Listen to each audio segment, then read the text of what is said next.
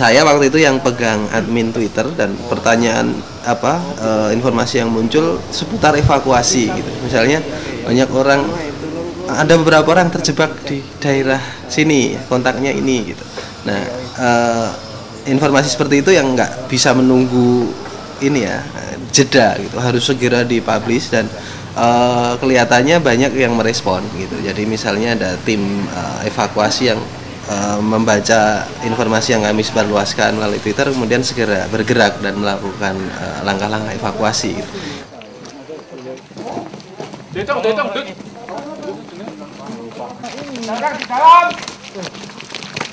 Itu terjadi dari jam 1 malam sampai sekitar jam 6 pagi gitu.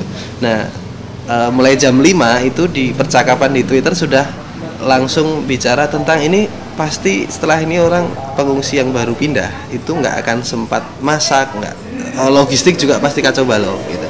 Hingga dalam putaran diskusi di Twitter itu kan muncul ide harus ada gerakan nasi bungkus gitu.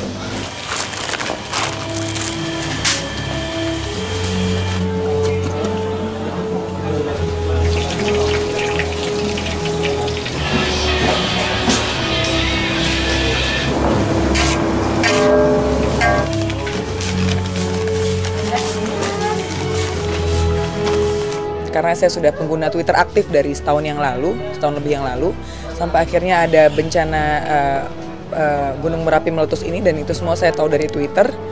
Karena saya jarang nonton TV jujur aja, dan saya akhirnya tertarik mulai dari berita yang ada di Jalan Merapi di Twitter, baik itu yang ada di TV mengenai korban bencana Merapi ini sendiri, sampai akhirnya saya tergerak untuk ikut daripada diem aja, walaupun bisa dengan hal lain membantu dengan transfer uang atau lain sebagainya. Cuma saya berpikir saya lagi punya waktu banyak, kenapa enggak sih saya turun langsung untuk lapangan seperti itu.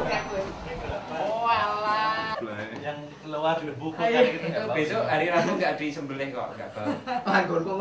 Relawan itu sebetulnya kami awalnya hanya pengen menggunakan cara konvensional gitu ya, teman-teman yang ada di dekat-dekat kita aja gitu yang dilibatkan.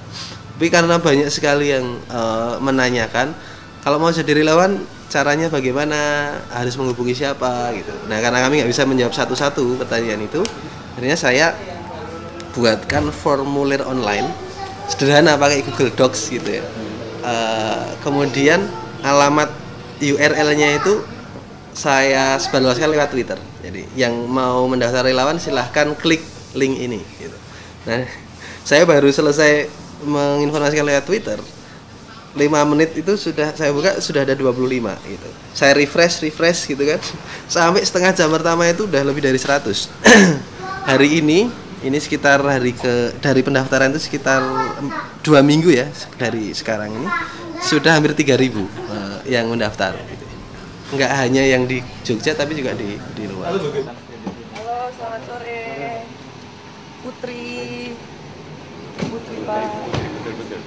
Yang jelas mudah-mudahan ya rasa kemanusiaan saya lebih tinggi dibanding sebelumnya. Itu tadi saya lebih bersyukur atas hidup saya, lebih toleransi lebih tinggi kepada sesama, tidak membeda-bedakan ibaratnya bukan membeda-bedakan, membanding-bandingkan kayak kok hidup saya seperti ini sih, teman saya lebih beruntung, itu tidak ada. Tuhan itu maha adil. Dan saya harap setelah ini semua, khususnya di negara saya ya, itu pemerintahnya lebih menyiapkan tempat untuk pengungsian, penanggulangan bencana, baik itu pra bencana ataupun pasca bencana.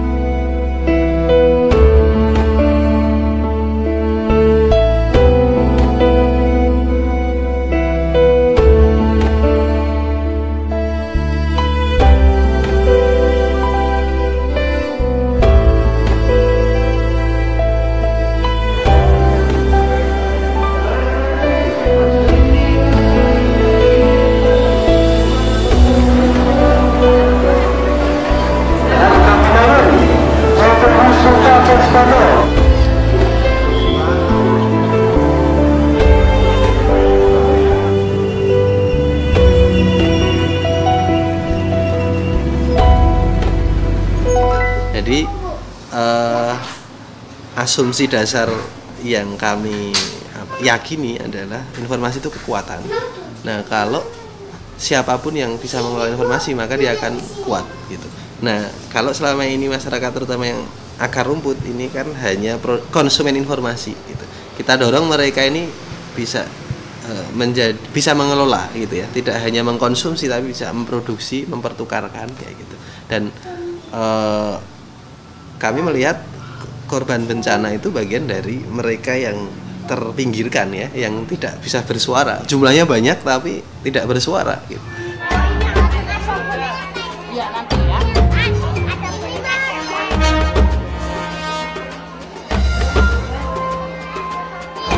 Mickey Mouse, tunjuk tangan ya Mickey Mouse. 1, 2, 3, 4.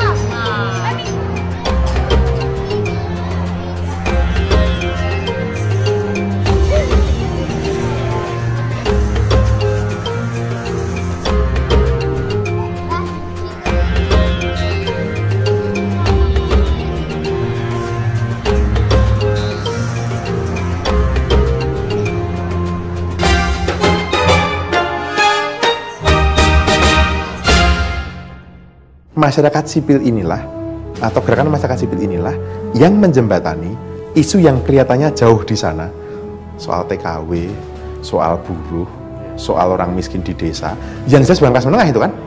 Itu tugasnya civil society itu, untuk mendekatkan isu ini atau membunyikan dalam bahasa yang sedemikian rupa sehingga bisa beresonansi dengan yang lain.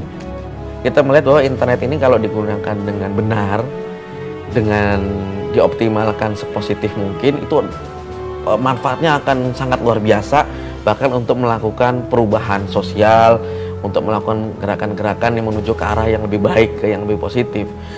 Jadi bangsa Indonesia sih mungkin bukan bangsa yang kaya, kita bangsa yang miskin. Cuman bangsa Indonesia kan bukan bangsa yang bodoh. Itu barangkali yang kita sering lupa.